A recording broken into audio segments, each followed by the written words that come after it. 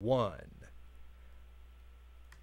Welcome back, everybody. Thanks for joining us This Week in America on the Blue Funk Broadcasting Radio Network, website thisweekinamerica.us. As mentioned on the program today, the co-author of the international bestseller, The Three Laws of Performance, Rewriting the Future of Your Organization and Your Life, Steve Zafran is with us on This Week in America. Steve, a pleasure to have you on the program. Thank you, Rick. It's a pleasure to be with you. Thank you. You know, when you talk to people and you say rewriting your future, their first reaction is, well, I can't rewrite something that hasn't happened yet. I just can't do that. And it's interesting because you're saying you can probably predict pretty well based on our behavior in the past how the future is going to turn out unless we alter that behavior. Well, the Chinese have an interesting saying.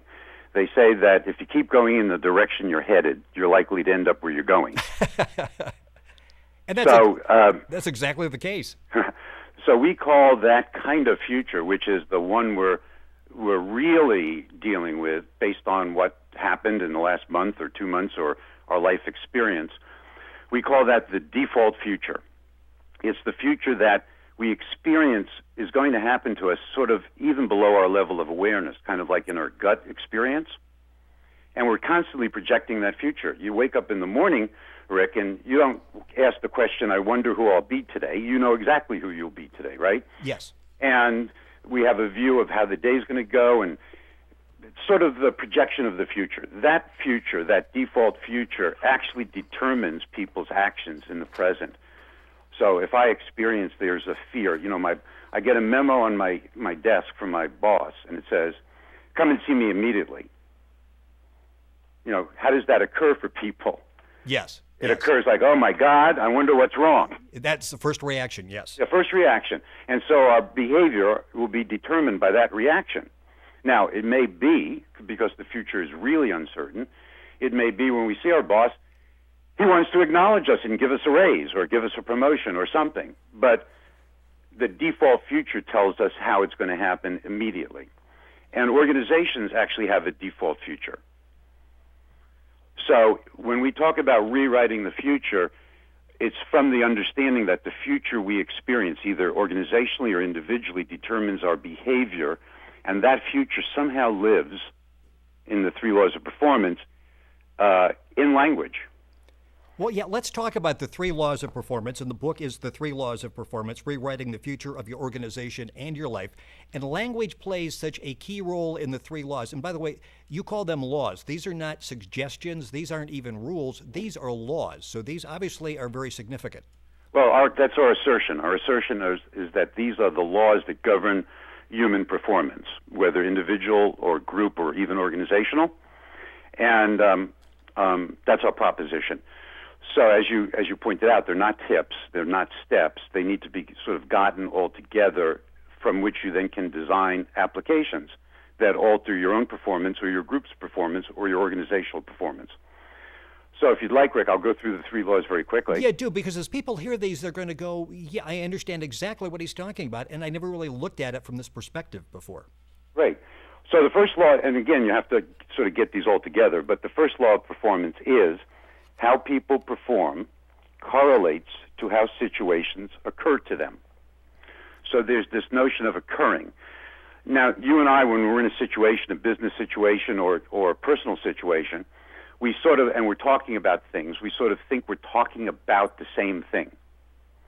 What we don't take into account is I've got my perspective on that situation, and you've got your perspective on that situation, and we may be looking at entirely different things in the same situation. So this notion of occurring is beyond my perception. It includes my perception, and it's beyond my thoughts and beliefs and assumptions. It's literally how I am experiencing and seeing it in that moment, okay? So the second law of performance is how a situation occurs, arises in language. And therefore, that points at what you were saying, Rick, is that language becomes a critical leverage point, access to altering how situations occur. Because if we can do that, then our performance will alter consistent with this new occurring. And the third law of performance is future-based language transforms how situations occur to people. So there's this distinction, future-based language. What is this mysterious distinction? It's really the language of commitment. It's the language of declaration, commitment, vision, promises, requests. That kind of language can be used to alter how situations occur to people and therefore immediately alter their performance. You're listening to This Week in America on the Blue Funk Broadcasting Radio Network. With us on the program is Steve Zaffron. He's the co-author of the international bestseller, The 3 Laws of Performance, Rewriting the Future of Your Organization and Your Life. Website, by the way, for Steve is vantogroup.com, VANTO group.com. Our website, thisweekinamerica.us, and you can go there and log on, and then you can link up to get information on Steve's website. It's interesting when you talk about language, and that plays such a key role. And when you stop and think about it, you go back to law number 1. I'm seeing something, from my perspective, you're seeing something else. We're using the same language. You're saying that the unsaid is a very important part of language as well. Oh, definitely. What people are not saying is communicated. You know, we talk about body language and all that kind of stuff that sort of expresses what we really think about things even when we're not saying it. So people are often managing things and strategizing, and we all have different agendas, and we're concerned about how our agendas are going and so forth. And so there's things that we don't say that get communicated and live in this relationship we have between ourselves or a group. You know, I just did work with a Fortune 20 company, the top leadership there, a group of executives that were dealing with this implementation of new business initiatives and the IT interface and so forth. And the request was to work with the team so that they all occurred to each other as a team and to create with them new levels of agreements, new agreements in which the group performance would be elevated. And it was literally shifting how, not just how each person saw each other, but how they saw the team and they saw the future of the projects they were dealing with. So they all got on the same page, and it was very exciting work. You're listening to This Week in America. Steve Zaffron is our guest on the program, and it's interesting because you talk about fixing a problem, and sometimes by fixing the problem, the solution actually creates a bigger problem, and you discuss that talking about the problem-solution mass. A lot of times we think we've corrected something, and we may have temporarily, but we've created more problems. Yeah, well, in the current economic environment, which is either challenging or dangerous. We're not ever sure. Every day it kind of shifts. It's different, yes. Yeah. So companies have taken a lot of actions, very appropriate actions. You know, they've cut budgets or they've cut staff and so forth. But in doing so, they then create the next problem. Not only that, they also create, if they don't manage it carefully, a communication that leaves people anxious and afraid, and that becomes part of the default future. Interesting. You also talk about, and we see this so often in business, we see it in real life, that we try to fix problems and the result is only superficial and we're really not tackling the problem. What's left untouched are the underlying dynamics that created the problem in the first place. Yeah, it's really getting at the very source of what is giving us this issue or problem and dealing with it, not like fixing it, which, as you pointed out, is somewhat superficial often, and keeps what we fixed in place. So, for example, as I was saying, we cut budgets and we cut our staff and we cut this to deal with the immediate problem, kind of like the patient is in the intensive care unit. Yes. But we're not prepared for exiting the crisis. So at the very same time, we need to be thinking far out, asking the question, how do we need to be situated? How do we need to be prepared when this thing does get complete, and taking actions now for that kind of a future? Do you see in this economy where people are cutting, and I often see that where they just cut like 1,000 jobs, and I'm thinking, setting aside the personal aspect of that, which is very difficult to do, but you've eliminated the 1,000 jobs, you saved money, but you can only eliminate that job once. At some point, you've got to go forward, and you can't keep cutting the same person 3 or 4 times. Yeah, well, like as you pointed out, we can't cut over one time, so that becomes the solution to the immediate problem, and then we're left with the future problem called how do we gear up to expand and take advantage of this opportunity. So for many companies, this difficult economic crisis is actually an opportunity. Yeah, and when things return, you're left with in some cases, a skeleton staff. You've got rid of, in many cases now, because it's not just the new hires that are going, it's the people that cost some money that have been there for a while. You're left with an organization that really doesn't perform to its peak as it did, before the economy went south. And you're also left with, if you don't manage it carefully, a climate or an environment of anxiety and worry, which is not very good for. So the big problem for many companies that I've talked to has been, quote, the morale of the people, the people that they've kept. You had an interesting story in the book, and the book is called The 3 Laws of Performance, Rewriting the Future of Your Organization and Your Life. Steve Zafran is our guest on the program, CEO of the Vanto Group, website vantogroup.com.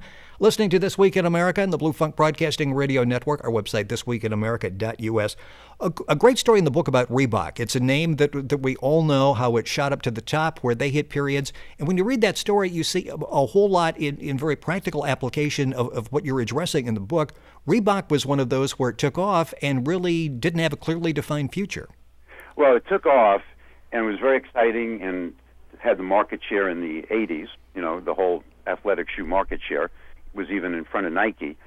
And then the leader, the owner of the group, the founder of the group, Paul Fireman, turned it over to, quote, professional management. And what happened, as Paul shared with us, and it's in the book, he knew immediately after that happened that somehow the climate that he had built, the spirit of the people, the culture, was going to get destroyed. And so there was a process where they went down and down and down, and finally Paul took back control of the company, and it was really getting at the fundamentals that built the company in the first place. And we were asked to do an initiative with them, which lasted about 3 years, to help rebuild the focus on what drove the company to be successful in the first place. Major innovation in products, R&D, and a whole different way of the teams working together. So it's really rewiring, recoding the whole future of the company. It's interesting. One of the chapters I loved in the book is, with so many books on leadership, why are there so few leaders? And let's talk about that, because that's interesting. You have seminars, you've got books, you've got people appearing on television. They all have these platitudes about how to be a better leader, how to lead a corporation. Yet you can probably name on one hand those people that are known around the country in business or politics or whatever that you would consider to be really effective leaders. Why is that? Well, there's a fundamental confusion in the way in which we think of leadership. And the fundamental confusion is we mix up leadership with authority.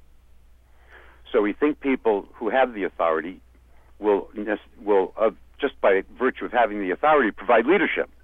And we expect that. But the problem is that we get trained in management. So all the training and development in schools is through management processes, but there are no processes for leadership. And in our experience, leadership is not position-based. It can actually be provided by anyone, anywhere in an organization or group dynamic. Because leadership is standing for a possibility and communicating that possibility and requesting others to join you in a possibility, and anybody can provide that. So the book presents a new model of leadership. We've got about 2 minutes left, and I have to ask you where you think industry, manufacturing is going in the United States, and I'll use automotive. I mean, it's been no secret that for years it's been not going in the proper direction. They say it takes forever to make fundamental changes, yet they were in and out of bankruptcy literally in a handful of days, and appear now that maybe they are going to be competitive. First of all, are you satisfied that the auto industry has learned, they're looking to the future, and they're going to be successful? I think they do have a fresh start. I mean, what they inherited, what they had to deal with is 100 years of tradition, of entitlement, and everybody holding on to their piece of what had been a successful game. And so what changed the game was the bankruptcy. I mean, that's one way of doing it. Organizations that don't want to go through that can change the game by getting everybody on the same side of the table and starting to create a picture of the future together in which people see their future fulfilled and, making a difference in that future. We've got about a minute left. Just a couple of clues that you could give people based on looking to the future. And you've got a great example, the power of the future that's in the book, talking about does money make you happy? But what are some things that we could do individually as well as working in businesses and have a better perspective on the future and make it more successful? Well, we want to look at what are we assuming and what are we expecting and what are we afraid is going to happen. and sort of lay that out, not just for ourselves, but in a conversation with others. And it's in those conversations that we can start to create new possibilities that we're willing to be committed to, which possibilities then become what our future is versus our fears, expectations, and assumptions. It's an excellent book. The book is called The 3 Laws of Performance, Rewriting the Future of Your Organization and Your Life. It's an international bestseller. Steve Zaffron is a co-author. He's been our guest on This Week in America, wrote the book along with Dave Logan.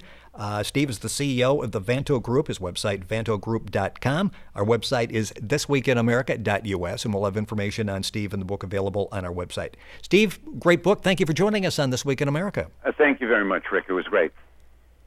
Boy, that went by quickly.